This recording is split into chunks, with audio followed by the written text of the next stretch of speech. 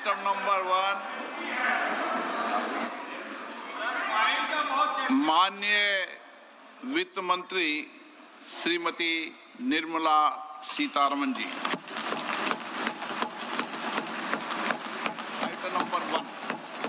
Item number 1. Sir, with your permission, I rise to lay on the table a copy each of the following papers, Hindi and English versions, under Article 281 of the Constitution, Report for 2026 to 2031, Volume 1, Main Report of the 16th Finance Commission. 2. Report for 2026-2031, Volume 2, Annexures of the 16th Finance Commission. Number 3, explanatory memorandum as to the action taken on the recommendations contained in the above report. Item number 2, माननीय वित्त मंत्री निर्मला सीतारमन जी।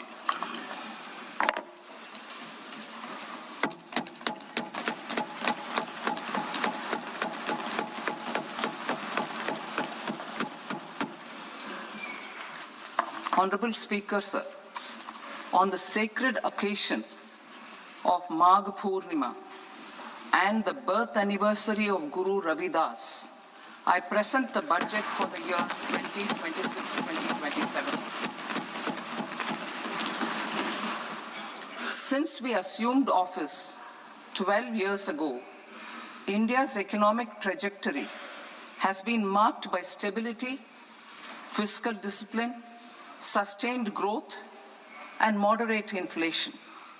This is the result of conscious choices we have made, even in times heightened uncertainty and disruption. Our government, led by Honorable Prime Minister Modi, has decisively and consistently chosen action over ambivalence, reform over rhetoric, and people over populism. We have pursued far-reaching structural reforms, fiscal prudence and monetary stability, whilst maintaining a strong thrust on public investment. Keeping Atmanirbharta as a lodestar, we have built domestic manufacturing capacity, energy security, and reduced critical import dependencies.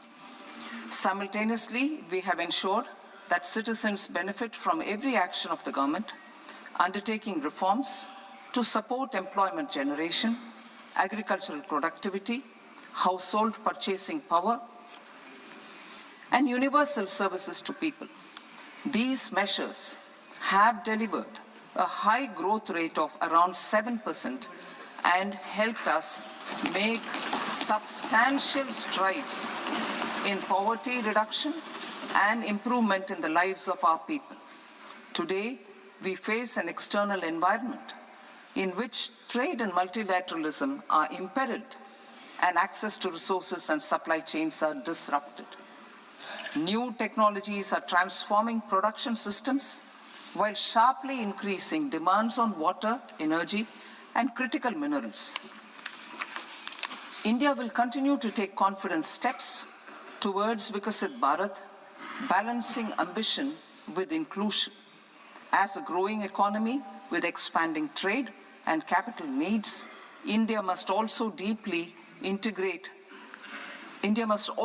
remain deeply integrated with global markets, exporting more and attracting stable long-term investment. As I begin Part A, I want to express my gratitude to the people for standing firmly with us as we forge our way together towards becoming one of the largest economies of the world.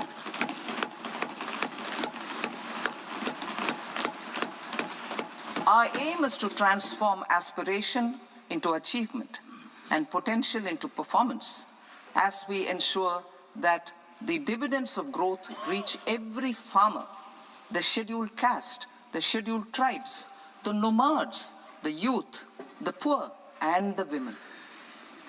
In Vikasit Bharat Young Leaders Dialogue 2026, several innovative ideas were shared with our Prime Minister, which have inspired many of the proposals, making this a unique Yuva Shakti-driven budget. Our government's sankalp is to focus on our poor, underprivileged, and the disadvantaged. To deliver on this sankalp, and given that this is the first budget prepared in Kartavya Bhavan, we are inspired by three Kartavya. Our first Kartavya is to accelerate and sustain economic growth by enhancing productivity and competitiveness and building resilience to volatile global dynamics. Our second Kartavya is to fulfill aspirations of our people and build their capacity, making them strong partners in India's path to prosperity. Our third Kartavya, aligned with our vision of Sabka Saath, Sabka Vikas, is to ensure that every family, community, region, and sector has access to resources, amenities, and opportunities for meaningful participation. This threefold approach requires a supportive ecosystem. The first requirement is to sustain the momentum of structural reforms, continuous, adaptive, and forward-looking. Second, a robust and resilient financial sector is central to mobilizing savings, allocating capital efficiently, and managing risks. Third, cutting-edge technologies, including AI applications, can serve us as force multipliers for better governance. Reform Express.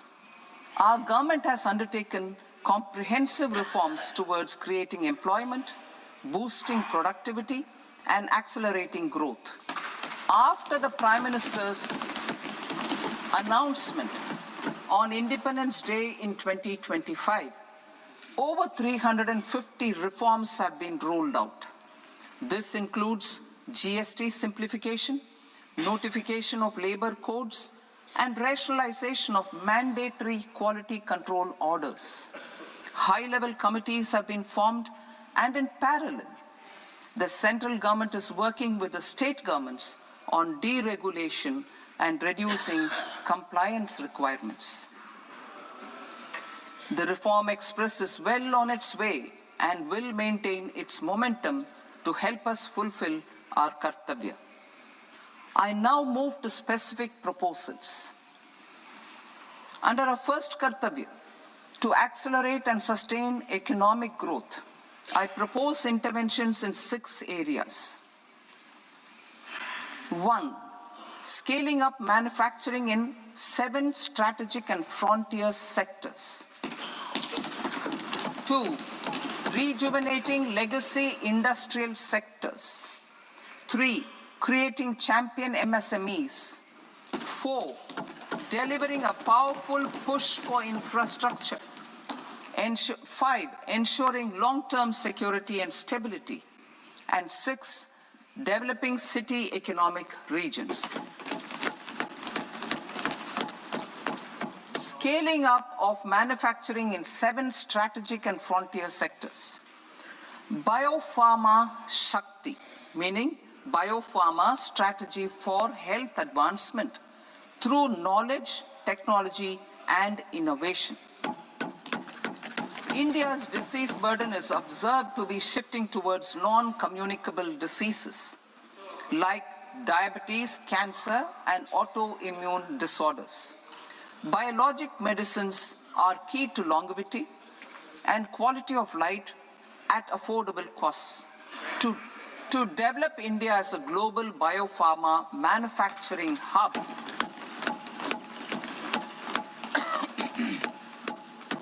I propose the Biopharma Shakti with an outlay of 10,000 crores over the next 5 years. This will build the ecosystem for domestic production of biologics and biosimilars.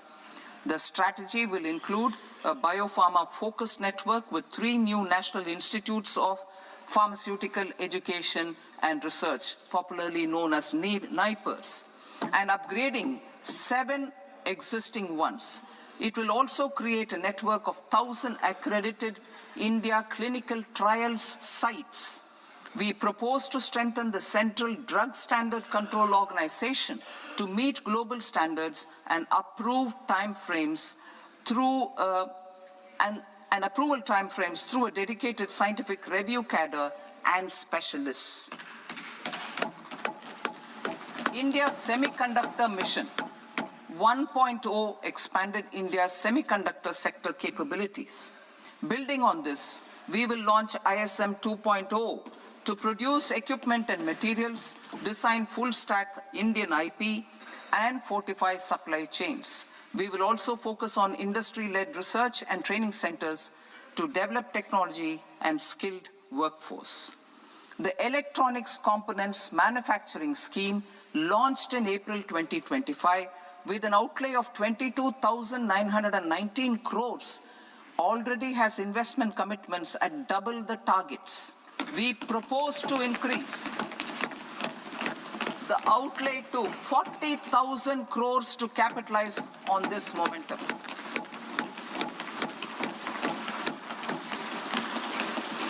A scheme for rare earth permanent magnets was launched in 2025 November. We now propose to support the mineral-rich states of Odisha, Kerala, Andhra Pradesh, and Tamil Nadu to establish dedicated rare earth corridors to promote mining, processing, research, and manufacturing. To enhance domestic chemical production and reduce import dependency, we will launch a scheme to support states in establishing 3 dedicated chemical parks through challenge route on a cluster-based plug-and-play model. Strong capital goods.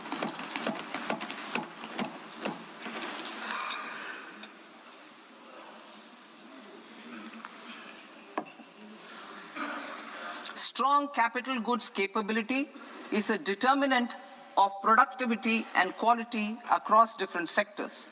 Towards building this capacity, I propose the following. High-tech tool rooms will be established by central public sector enterprises at 2 locations as digitally enabled automated service bureaus that locally design, test, and manufacture high-precision components at scale and at lower cost. 2, a scheme for enhancement of construction and infrastructure equipments will be introduced to strengthen domestic manufacturing of high value and technologically advanced CIE. This can range from lifts in a multi-storied apartment or firefighting equipment in multiplexes, large or small, and to tunnel boring equipments for building metros and high-altitude roads. I also propose a scheme for container manufacturing to create a globally competitive container manufacturing ecosystem with a budgetary allocation of 10,000 crores over a 5-year period. For the labor-intensive textile sector, I propose an integrated program with 5 subparts. 1, the National Fiber Scheme for self-reliance in natural fibers, such as silk, wool, and jute, man-made fibers, and new-age fibers. Textile expansion and employment scheme to modernize traditional clusters with capital support for machinery, technology upgradation, and common testing and certification centers. 3, the National Handloom and Handicraft Program to integrate and strengthen existing schemes and ensure targeted support for weavers and artisans. Tex Eco Initiative to promote globally competitive and sustainable textiles and apparels. Samarth 2.0 to modernize the upgrade the textile skilling ecosystem through collaboration with industry and academic institutions. Further, I propose to set up mega textile parks in challenge mode. They can also focus on bringing value addition to technical textiles. I propose to launch the Mahatma Gandhi Gram Swaraj initiative to strengthen khadi, handloom, and handicrafts. This will help in global market linkage and branding. It will streamline and support training, skilling, quality of process, and production. This will benefit our weavers, village industries, one district, one product, ODOP initiative, and also our rural youth. India has the potential to emerge as a global hub for high quality, affordable sports goods. I propose a dedicated initiative for sports goods that will promote manufacturing, research, and innovation in equipment design as well as material sciences. Rejuvenation of legacy industrial clusters. I propose to introduce a scheme to revive 200 legacy industrial clusters to improve their cost competitiveness and efficiency through infrastructure and technology upgradation. Creating champion SMEs and supporting micro enterprises. Recognizing MSMEs as a vital engine of growth, I propose a three-pronged approach to help them grow as champions. Equity support. I propose to introduce a dedicated 10,000 crores SME growth fund to create future champions, incentivizing enterprises based on select criteria. I also propose to top up the Self-Reliant India Fund set up in 2021 with 2,000 crores to continue support to micro enterprises and maintain their access to risk capital. Liquidity support. With TREDS, more than 7 lakh crore has been made available to MSMEs. To leverage its full potential, I propose 4 measures. 1, mandate TREDS as the transaction settlement platform for all purchases from MSMEs by CPSEs, serving as a benchmark for other corporates. 2, introduce a credit guarantee support mechanism through CGTMSE for invoice discounting on TREDS platform. 3, link GEM with TREDS for sharing information with financiers about government purchases from MSMEs, encouraging cheaper and quicker financing. 4, introduce TREDS receivables as asset-backed securities, helping develop a secondary market, enhancing liquidity and settlement of transactions. Professional support. Government will facilitate professional institutions such as the ICAI, ICSI, ICMAI to design short-term modular courses and practical tools to develop a cadre of corporate mitras, especially in Tier 2 and Tier 3 towns. These accredited para-professionals will help MSMEs meet compliance requirements at affordable costs. Infrastructure. During this past decade, our government has undertaken several initiatives for large-scale enhancement of public infrastructure, including through new financing instruments such as Infrastructure Investment Trust (InvITs) and Real Estate Investment Trust (REITs), and institutions like NIIF and NABFID. We shall continue to focus on developing infrastructure in cities with over 5 lakh population, that is Tier 2, Tier 3 cities, which have expanded to become growth centers.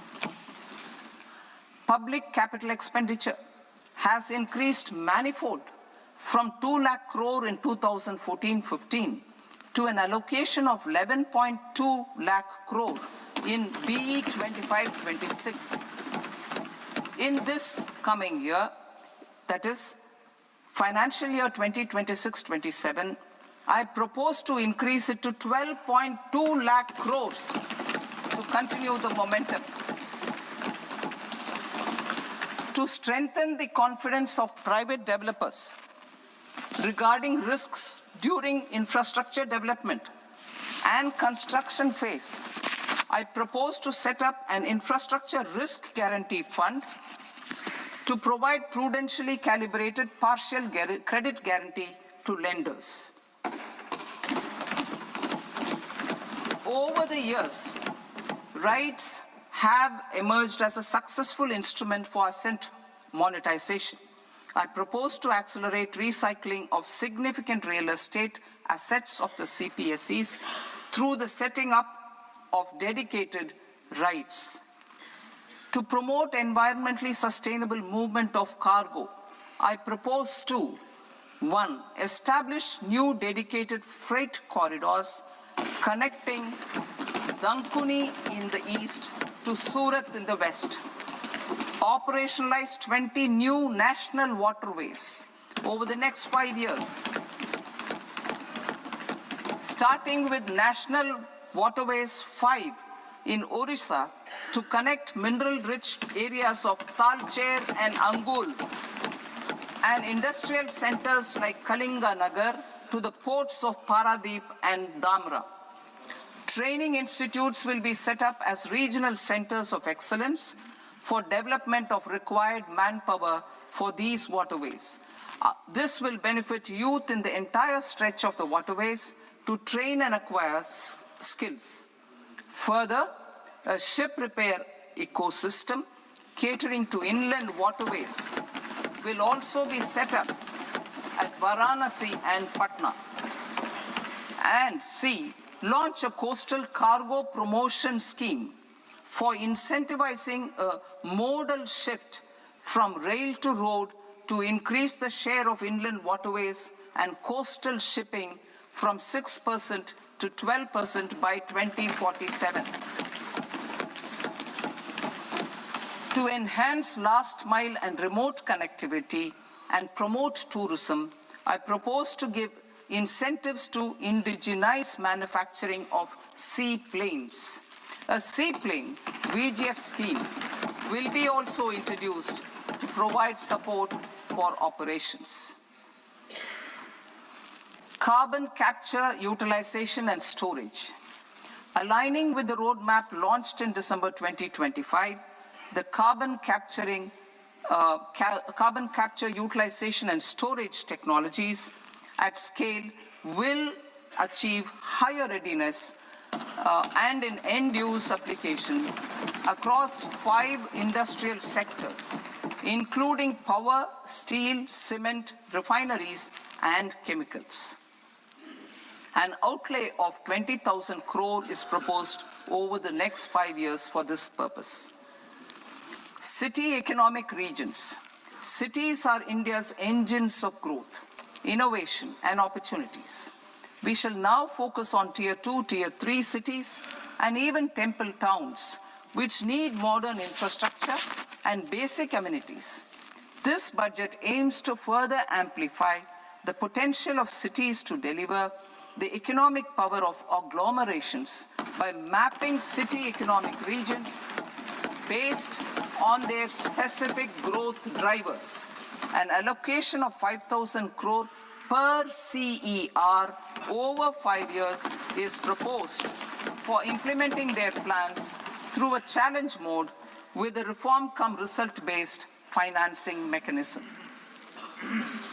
In order to promote environmentally sustainable passenger systems, we will develop 7 high-speed rail corridors between cities as growth connectors, namely Mumbai to Pune, Pune to Hyderabad, Hyderabad to Bengaluru, Hyderabad to Chennai, Chennai to Bengaluru, Delhi to Varanasi, Varanasi to Siliguri.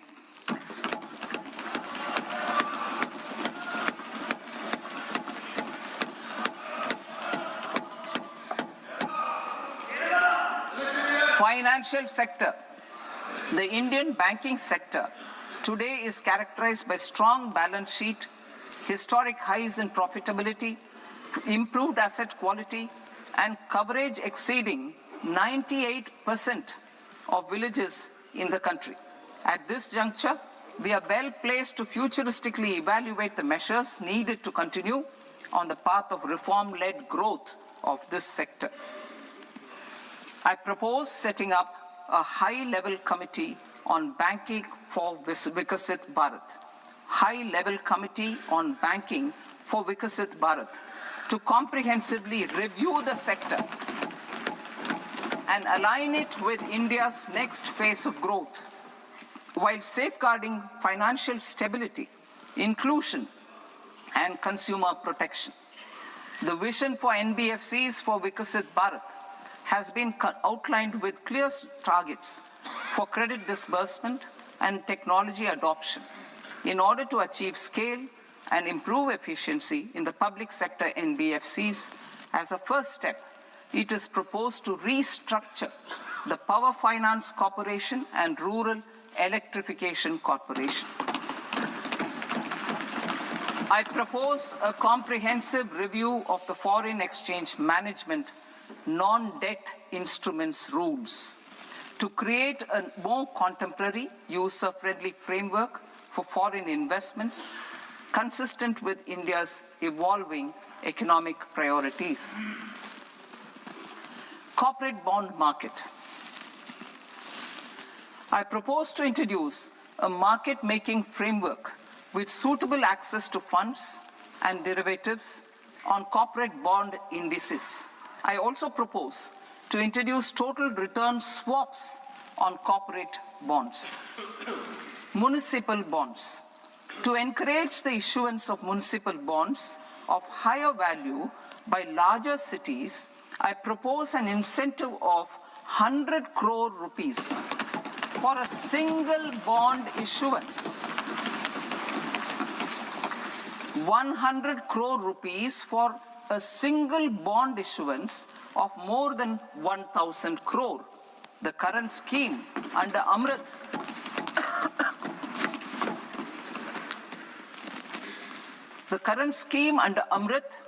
which incentivizes issuances up to 200 crores only, will also continue to support smaller and medium towns. That will also continue to support the smaller and medium towns. Ease of doing business. Individual persons resident outside India, PROI, will be permitted to invest in equity instruments of listed Indian companies through the Portfolio Investment Scheme.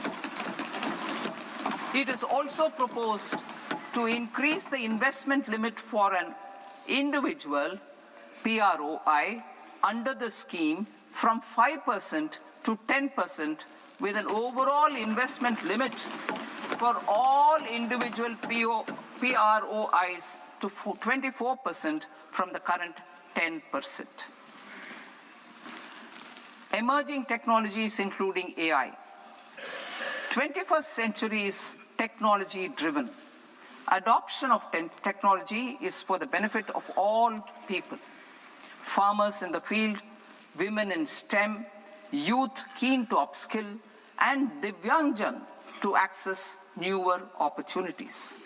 The government has taken several steps to support new technologies through AI Mission, National Quantum Mission, Anusandhan National Research Fund, and Research and Development and Innovation Fund. Our second kartavya is to fulfill aspirations and build capacities. Close to 25 crore individuals have come out of multi-dimensional poverty through a decade of our government's sustained and reform-oriented efforts.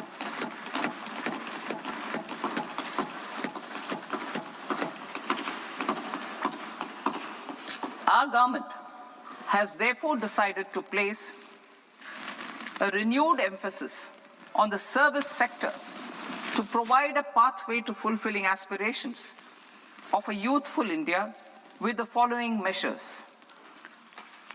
I propose to set up a high-powered Education to Employment and Enterprises Standing Committee to recommend measures that focus on services sector as a core driver of Vikasit Bharat.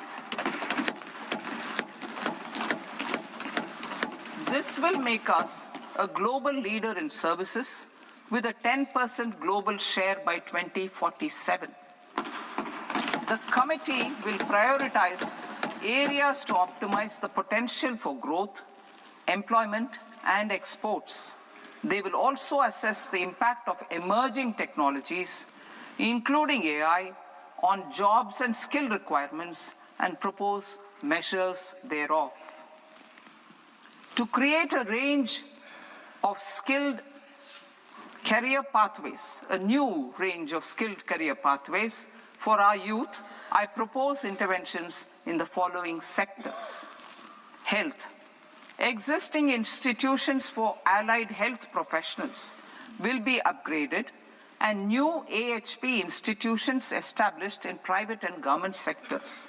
This will cover 10 selected disciplines, including optometry, radiology, anesthesia, OT technology, applied psychology, and behavioral health, and add 1 lakh AHPs over the next 5 years.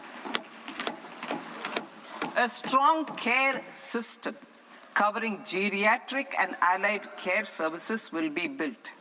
A variety of NSQF-aligned programs will be developed to train multi-skilled caregivers, combining core care and allied skills such as wellness, yoga, and operation of medical assistive devices.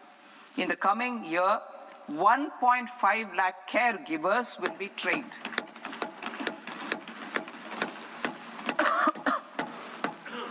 Hubs for medical value tourism.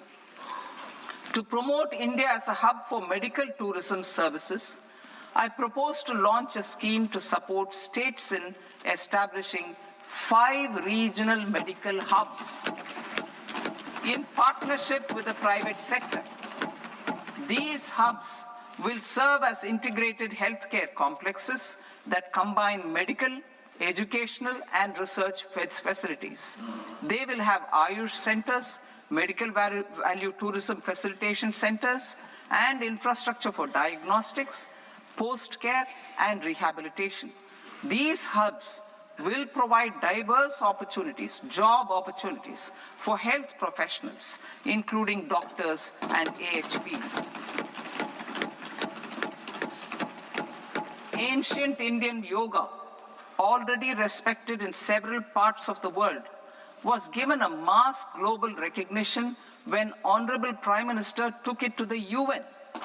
Post-COVID, Ayurveda gained a similar global acceptance and recognition. Exporting quality Ayurveda products helps farmers who grow the herbs and youth who process the products. To meet growing global demand, a few more steps are being taken. I propose to, 1, set up 3 new All India Institutes of Ayurveda. 2, upgrade Ayush pharmacies and drug testing labs for higher standards of certification ecosystem and make available more skilled personnel. 3, upgrade the WHO Global Traditional Medicine Center in Jamnagar to bolster evidence-based research, training, and awareness for traditional medicine. Animal husbandry. Livestock contributes to close to 16% of farm income, including of poor and marginal households. To scale up availability of veterinary professionals by more than 20,000, I propose to roll out a loan-linked capital subsidy support scheme for establishment of veterinary and para-veterinary colleges, veterinary hospitals, diagnostic laboratories, and breeding facilities in private sector. Collaboration between Indian and foreign institutions will also be facilitated. Orange economy. India's animation, visual effects, gaming and comics sector, AVGC sector, is a growing industry projected to require 2 million professionals by 2030. I propose to support the Indian Institute of Creative Technologies, Mumbai, in setting up AVGC content creator labs in 15,000 secondary schools all over the country and 500 colleges. The Indian design industry is expanding rapidly, and yet there is a shortage of Indian designers. I propose to establish, through Challenge Route, a new National Institute of Design to boost design education and development in the eastern region of India. Education. Our government will support states through Challenge Route in creating 5 university townships in the vicinity of major industrial and logistics corridors. These planned academic zones will host multiple universities, colleges, and research institutions, skill centers, and residential complexes. In higher education, STEM institutions, prolonged hours of study and laboratory work pose some challenges for girl students. Through VGF, Viability Gap Funding and capital support, one girls' hostel will be established in every district.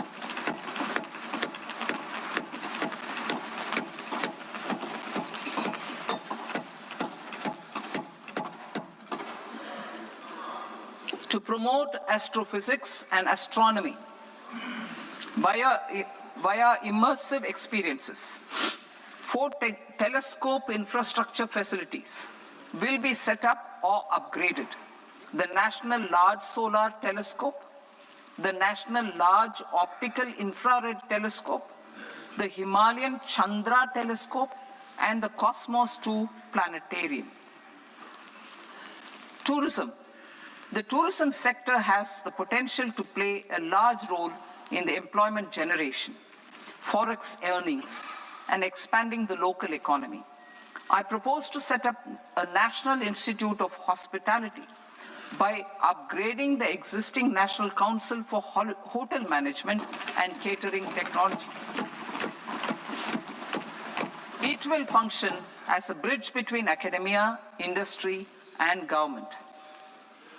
I also propose a pilot scheme for upskilling 10,000 guides in 20 iconic tourist sites through a standardized, high-quality, 12-week training course in hybrid mode in collaboration with the Indian Institute of Management. A national destination digital knowledge grid will be established to digitally document all places of significance, cultural, spiritual, and heritage. This initiative will create a new ecosystem of jobs for local researchers, historians, content creators, and technology partners. India has the potential and opportunity to offer world-class trekking and hiking experience. We will develop ecologically sustainable mountain trails in Himachal Pradesh, Uttarakhand, and Jammu Kashmir.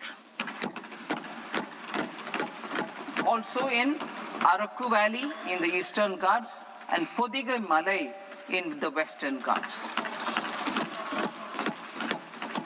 Turtle trails along key nesting sites in the coastal areas of Odisha Karnataka and Kerala.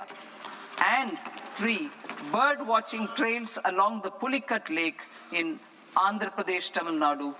It's on the border. Under the visionary leadership of Honorable Prime Minister, we established the International Big Cat Alliance in 2024. This year, India is hosting the first ever Global Big Cat Summit, where heads of governments and ministers from 95 range countries will deliberate on collective strategies for conservation. Heritage and culture tourism. I propose to develop 15 archaeological sites, including Lothal, Dholavira, Rakhi Gadi, Adichanallur, Saranath, Hastinapur, and Leh Palace into vibrant experiential cultural destinations. Excavated landscapes will be open to the public through curated walkways. Immersive storytelling skills and technologies will be introduced to help conservation labs, interpretation centers, and guides. The sports sector provides multiple means of employment, skilling, and job opportunities. Taking forward the systematic nurturing of sports talent, which is set in motion through the Khelo India program earlier, I propose to launch a Khelo India mission to transform the sports sector over the next decade. The mission will facilitate an integrated talent development pathway supported by training centers, which are foundational, intermediate, and elite levels. B, systematic development of coaches and support staff. C, integration of sports science and technology. D, competitions and leagues to promote sports culture and provide platforms. And E, development of sports infrastructure for training and competition. Our third Kartavya aligns with our vision of Sabka Saath, Sabka Vikas towards Vikasit Bharat. This requires targeted efforts for 1, increasing farmer incomes through productivity enhancement and entrepreneurship, with special attention to small and marginal farmers. B, empowering Divyangjan through access to livelihood opportunities, training, and high-quality assistive devices. C, empowering the vulnerable to access mental health and trauma care. D, focus on the Purvodaya states and the Northeast region to accelerate development and employment opportunities. Fisheries. We will undertake initiatives for integrated development of 500 reservoirs and Amrit Sarovars. 2, strengthen the fisheries value chain in coastal areas and enable market linkages involving startups and women-led groups together with fish farmer producer organizations. Animal husbandry. To provide quality employment opportunities in rural and peri-urban areas, we will support the animal husbandry sector in entrepreneurship development through A, credit-linked subsidy program, B, scaling up and modernization of livestock enterprises, C, enhanced creation of livestock, dairy, and poultry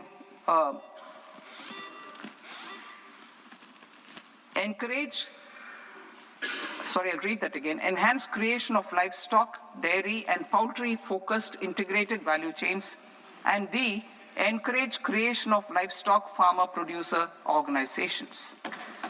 High-value agriculture.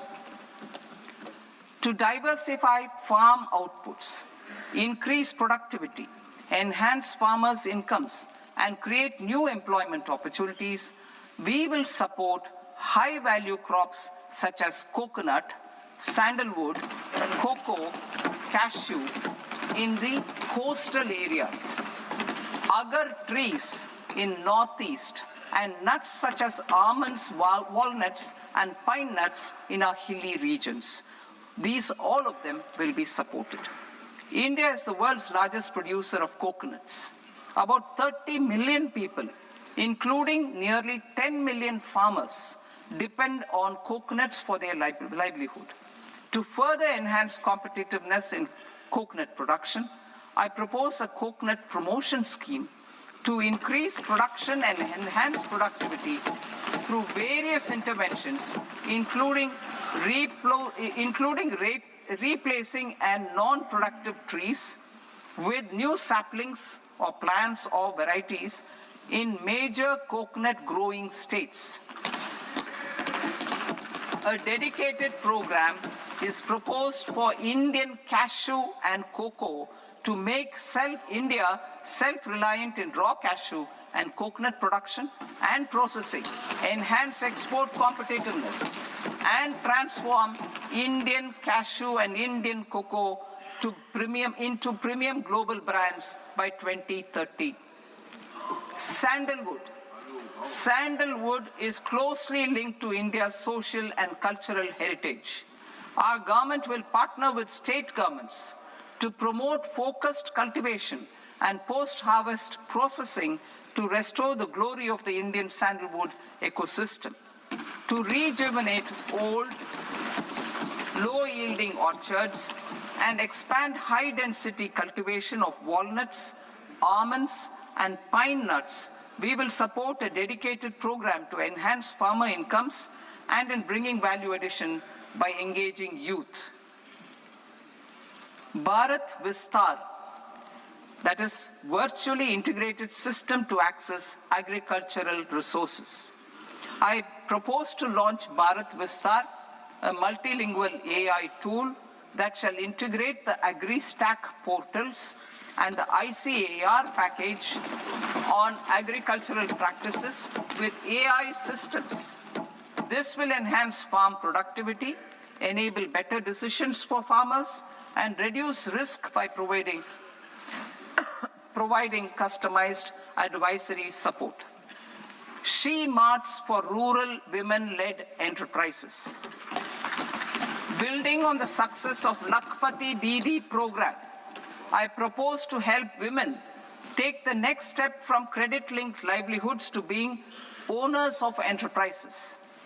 Self-help entrepreneur, She Marts will be set up as community-owned retail outlets within the cluster-level federations through enhanced and innovative financing instruments. Empowering Divyangjan. Divyangjan Kaushal Yojana. Information technology, AVGC sectors, hospitality and food and beverages sectors often offer task-oriented and process-driven roles which are suitable for Divyangjan. We will ensure dignified livelihood opportunities through industry-relevant and customized training specific to each Divyangjan group. Divyang Sahara Yojana. Timely access to high-quality assistive devices for all eligible Divyangjan is a fundamental need. I propose to, 1, support the Artificial Limbs Manufacturing Corporation of India, ALIMCO, to set up and to scale up production of assistive devices, invest in R&D and AI integration, strengthen PM Divyasha Kendras, and support setting up of assistive technology marts as modern retail style centers where Divyangjan and senior citizens can see, try, and purchase assistive products. Reaffirming our commitment to mental health and trauma care.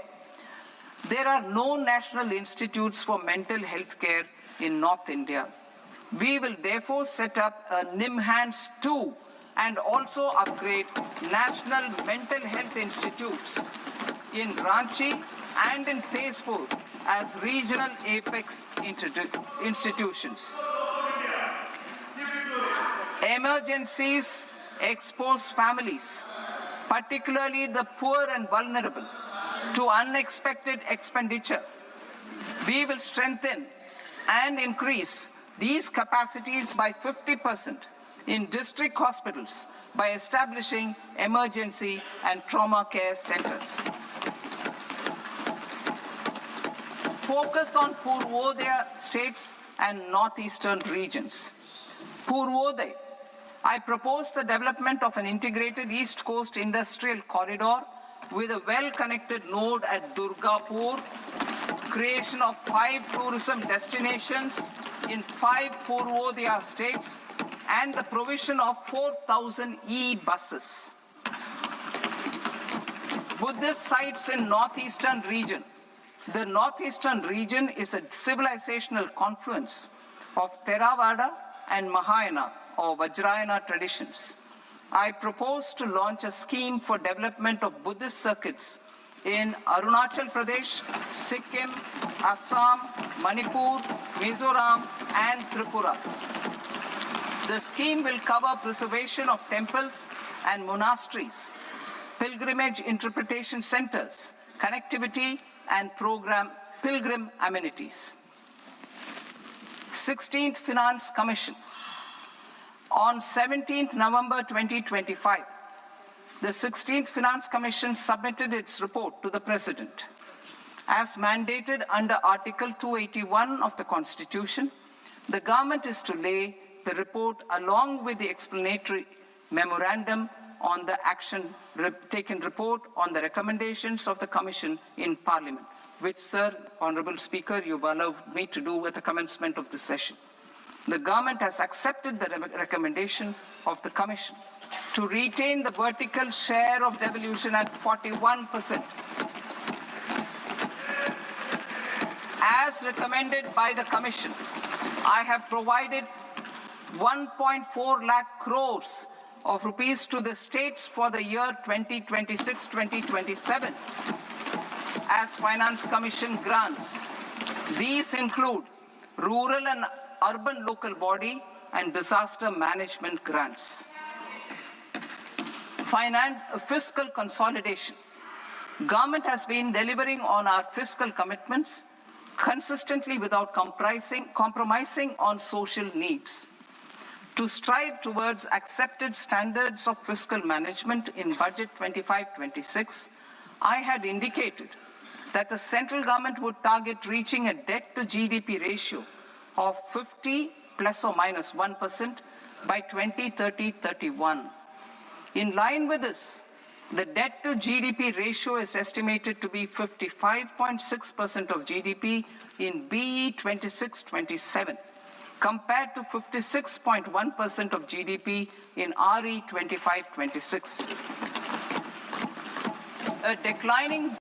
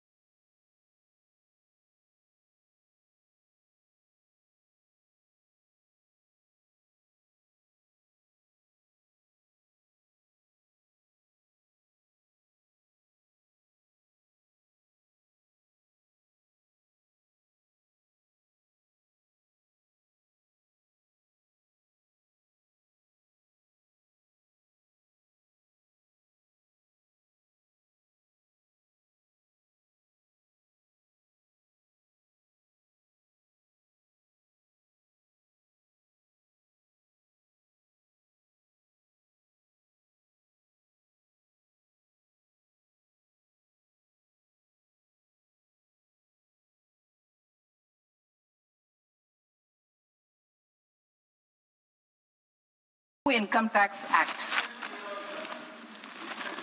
In July 2024, I announced a comprehensive review of the Income Tax Act 1961. This was completed in a record time, and the Income Tax Act 2025 will come into effect from 1st April 2026. The simplified income tax rules and forms will be notified shortly, giving adequate time to taxpayers to acquaint themselves with its requirements. The forms have been redesigned such that ordinary citizens can comply without difficulty. Ease of living.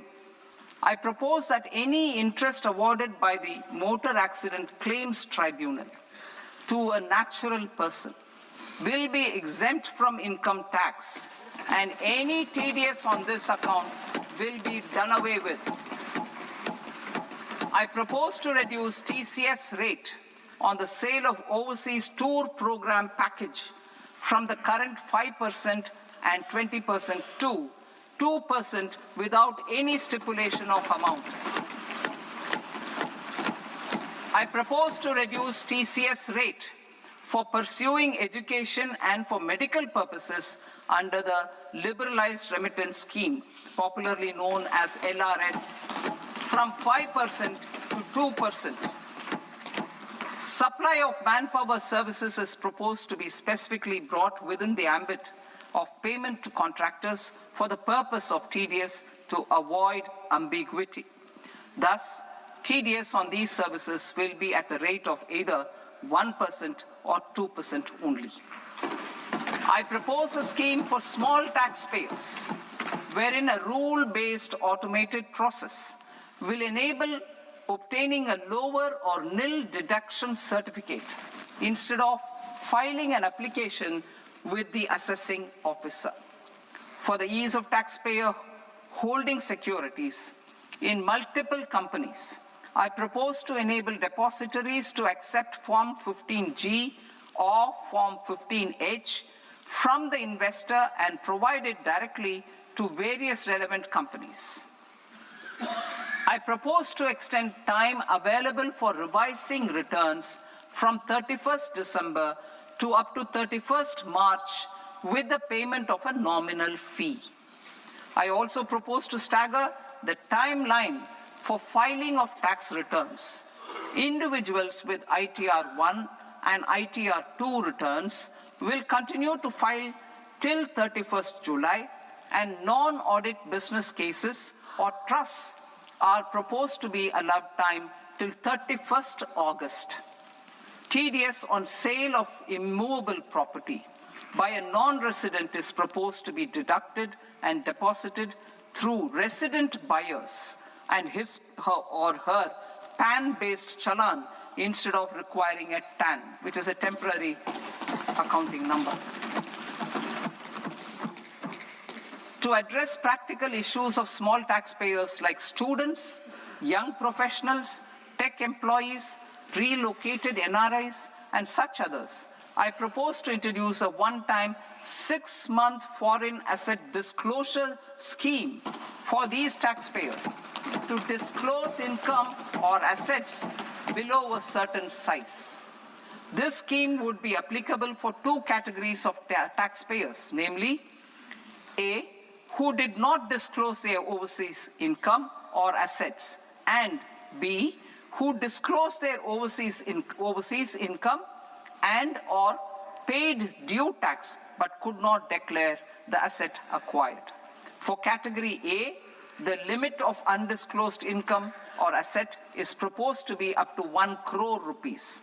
They need to pay 30% of fair market value of asset or 30% of undisclosed income as tax and 30% as additional income tax in lieu of penalty, and would thereby get immunity from prosecution.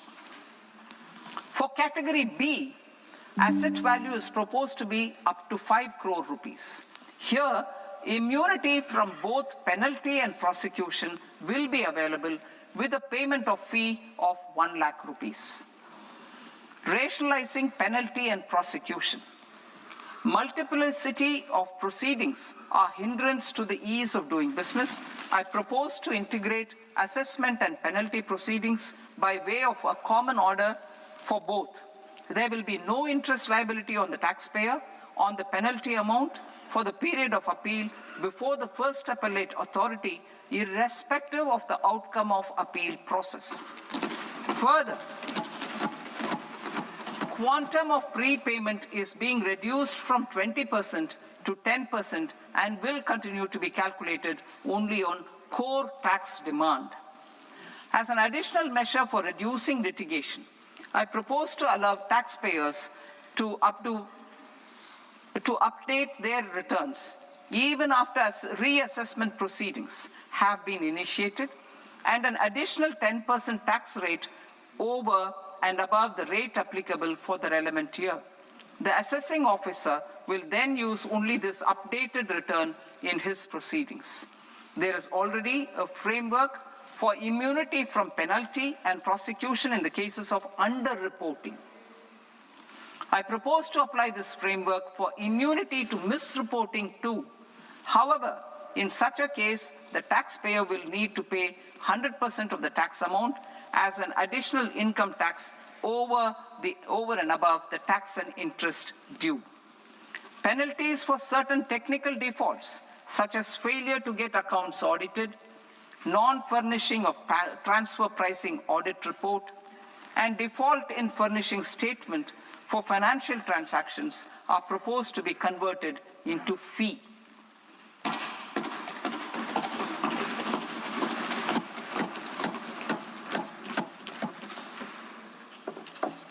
I propose to rationalize prosecution framework under Income Tax Act while maintaining a careful balance for deterrence in some serious offense. Non-production of books of account and documents and requirement of TDS payment where payment is made in kind are being decriminalized. Further, minor offenses will attract fine only. The remaining prosecutions will be graded commensurate with the quantum of offense. They will entail only simple imprisonment with maximum imprisonment reduced to 2 years and power to courts to convert even those into fines. There is no penalty. There's no penalty presently for non-disclosure of non-immovable foreign assets with aggregate value less than 20 lakh rupees. I propose to also provide them with immunity from prosecution with retrospective effect from 1/10/2024.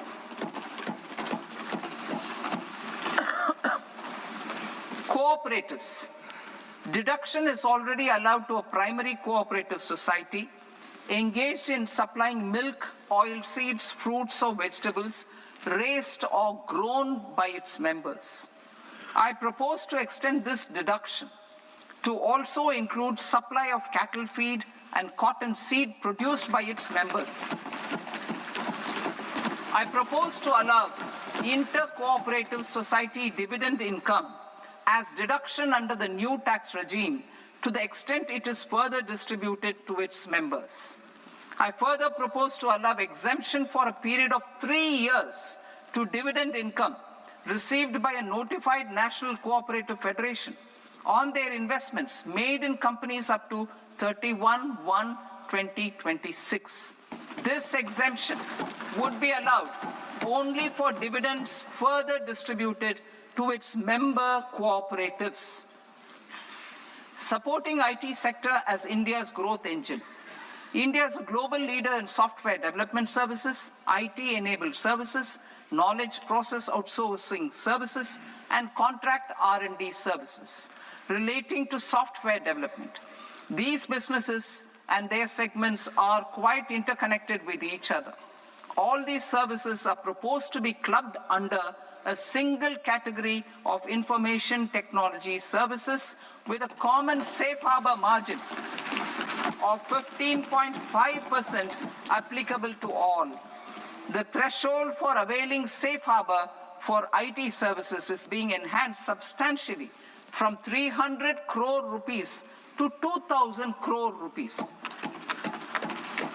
Safe harbor for IT services shall be approved by an automated rule-driven process without any need for tax officer to examine and accept the application. Once applied by an IT services company, the same safe harbor can be continued for a period of 5 years at a stretch at its choice.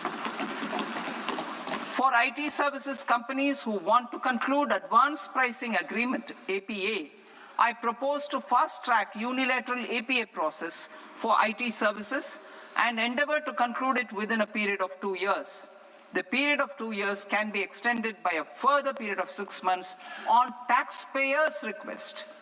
I propose to extend the facility of modified returns available to the entity entering APA to its associated entities also. Attracting global business and investment. Recognizing the need to enable critical infrastructure and boost investment in data centers, I propose to provide tax holiday till 2047 to any foreign company that provides cloud services to customers globally by using data center services from India. It will, however, need to provide services to Indian customers through an Indian reseller entity. I also propose to provide a safe harbor of 15% on cost in case the company providing data center services from India is a related entity.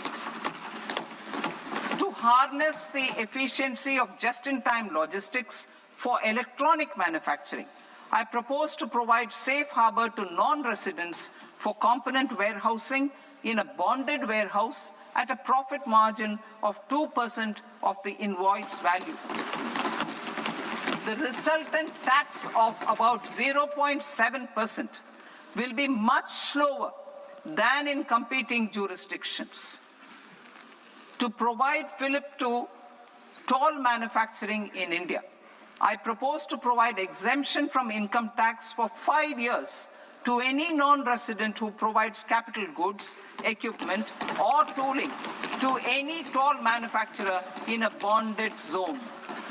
To encourage vast pool of global talent to work in India for a longer period of time, I propose to provide exemption to global, non-India sourced income of a non-resident expert for a stay period of 5 years under notified schemes.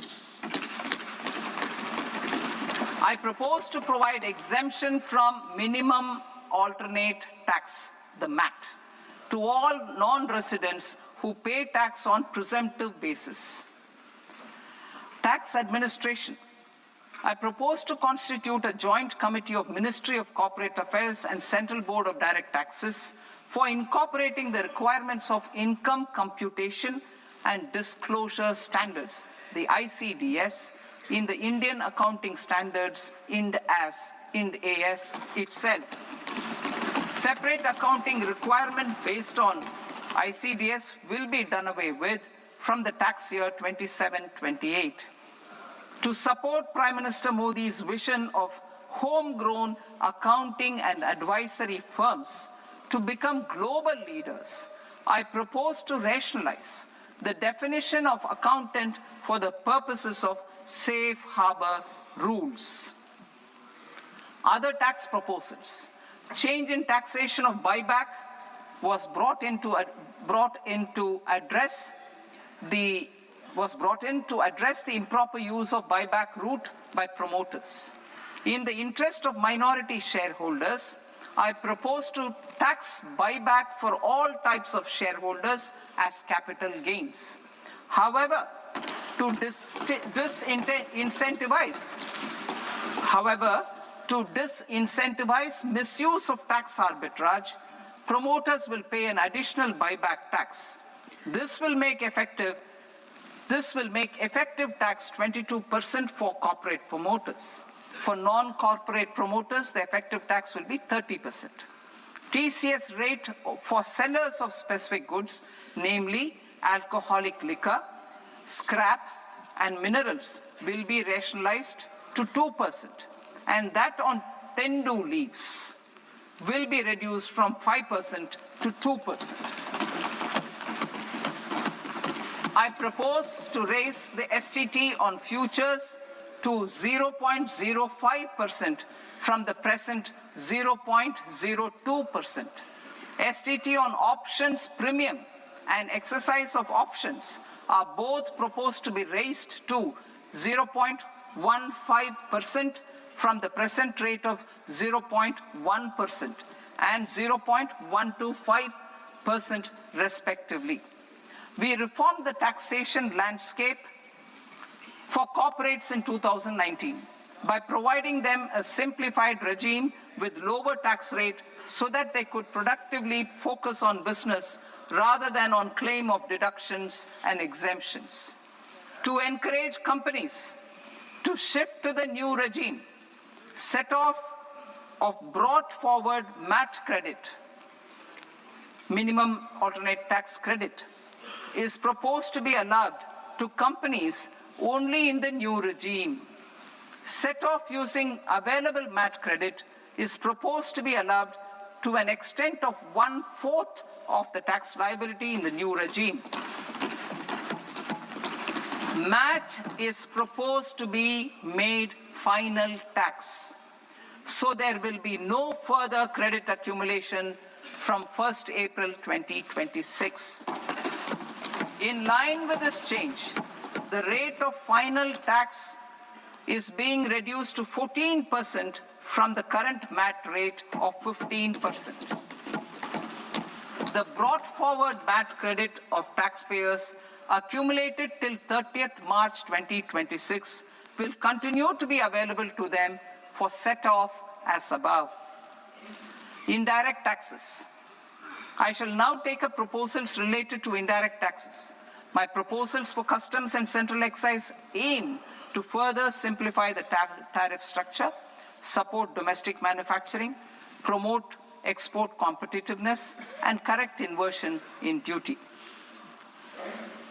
To continue weeding out long-continuing customs duty exemptions, I propose to remove certain exemptions on items which are being manufactured in India or where the imports are negligible.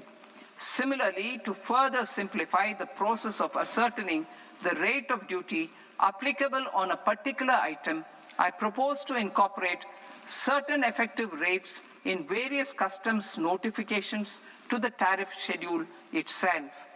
I shall now take up sector-specific proposals. Promotion of exports of marine, leather, and textile products. I propose to increase the limit for duty-free imports of specified inputs used for processing seafoods for export from the current 1% to 3% of FOB value of the previous year's export turnover. I also propose to allow duty-free imports of specified inputs, which is currently available for exports of leather or synthetic footwear, to exports of shoe uppers as well. I propose to extend the time period for export of final product from the existing 6 months to 1 year for exporters of leather or textile garments, leather or synthetic footwear, and other leather products. Energy transition and security. I propose to extend the basic customs duty exemption given to capital goods used for manufacturing lithium-ion cells for batteries to those used for manufacturing lithium-ion cells for battery energy storage systems also. I propose to exempt basic customs duty on import of sodium antimonate for use in manufacture of solar glass. Nuclear power. I propose to extend the existing basic customs duty exemption on imports of goods required for nuclear power projects till the year 2035 and expand it for all nuclear plants irrespective of their capacity. critical minerals, it is proposed to provide basic customs duty exemption to the import of capital goods required for the processing of critical minerals in India. Biogas blended CNG. I propose to exclude the entire value of biogas while calculating the central excise duty payable on biogas blended CNG. Civil and defense aviation. I propose to exempt basic customs duty on components and parts required for the manufacture of civilian training and other aircrafts. It is proposed to exempt basic customs duty on raw materials imported for the manufacture of parts of aircraft to be used in maintenance, repair, or overall requirements by units in the defense sector. Electronics. To deepen value addition in the consumer electronics sector, I propose to exempt basic customs duty on specified parts used in the manufacture of microwave ovens. Special economic zone. To address the concerns arising about utilization of capacity by manufacturing units in the special economic zones due to global trade disruptions, I propose as a special one-time measure to facilitate sales by eligible manufacturing units in SEZs to the domestic tariff area at concessional rates of duty. The quantity of such sales will be limited to a prescribed proportion of their exports. Necessary regulatory changes will be undertaken to operationalize the measures while ensuring level playing field for the units working in the DTA. Ease of living. To rationalize the customs duty structure for goods imported for personal use, I propose to reduce the tariff rate on all dutiable goods imported for personal use from 20% to 10%. To provide relief to patients, particularly those suffering from cancer, I propose to exempt basic customs duty on 17 drugs or medicines. I propose also to add 7 more rare diseases for the purposes of exempting import duties on personal imports of drugs, medicines, and food for special medical purposes used in their treatment. Customs process. India's role and share in the global trade is poised for a major leap in line with our ambition and journey towards Vikasit Bharat. In this regard, I propose many measures for custom processes to have minimal intervention for smoother and faster movement of goods and greater certainty to the trade. Trust-based systems. I propose to enhance duty deferral period for Tier 2 and Tier 3 authorized economic operators, known as AEOs, from 15 days to 30 days. I propose to provide eligible manufacturer importers the same duty deferral facility. This should encourage them to get themselves accredited as a full-fledged Tier 3 AEO in due course. To provide greater certainty and for better business planning, I propose to extend validity period of advance ruling binding on customs from the present 3 years to 5 years. In the spirit of the whole of government approach,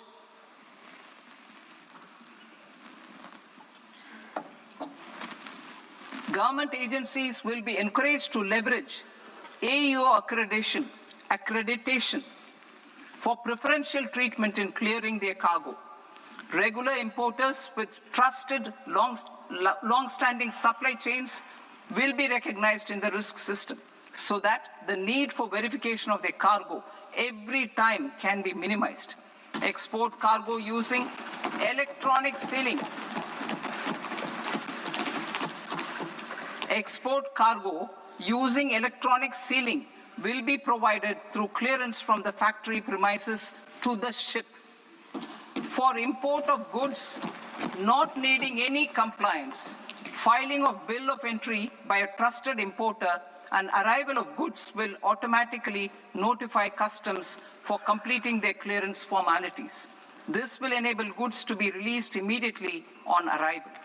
The customs warehouse framework will be transformed into a warehouse operator-centric system with a self-declarations, electronic tracking, and risk-based audit.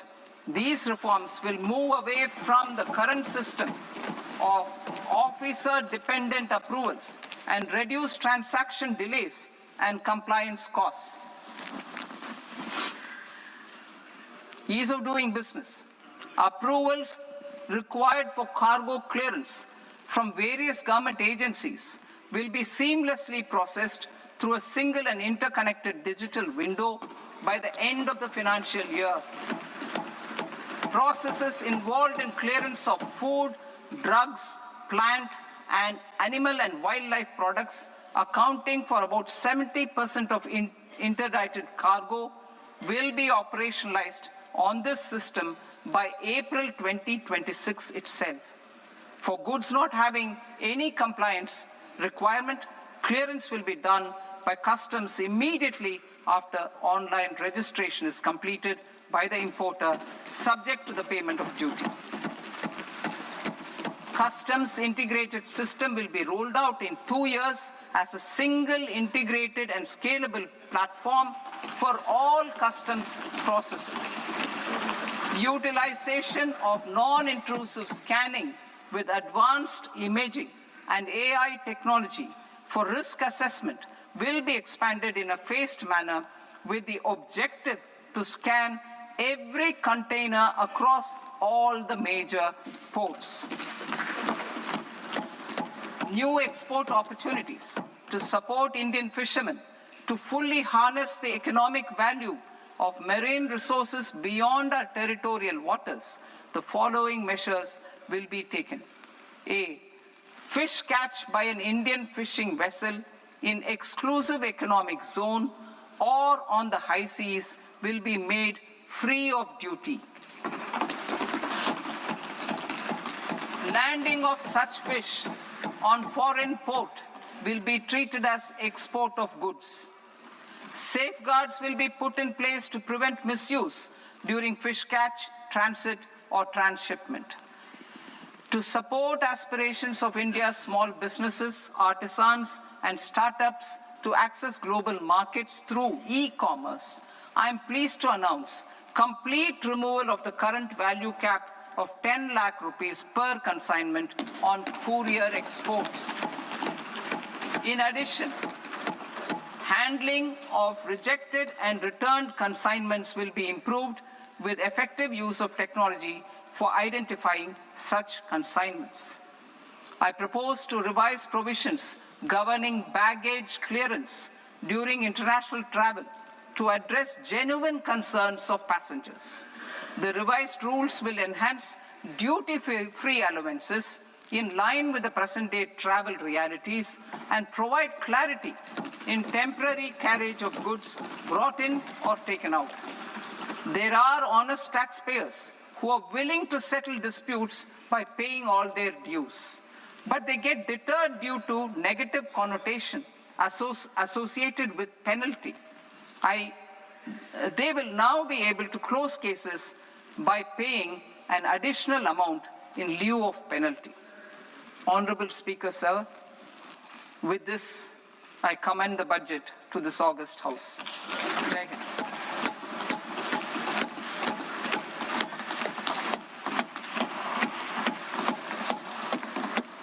One and a half hours.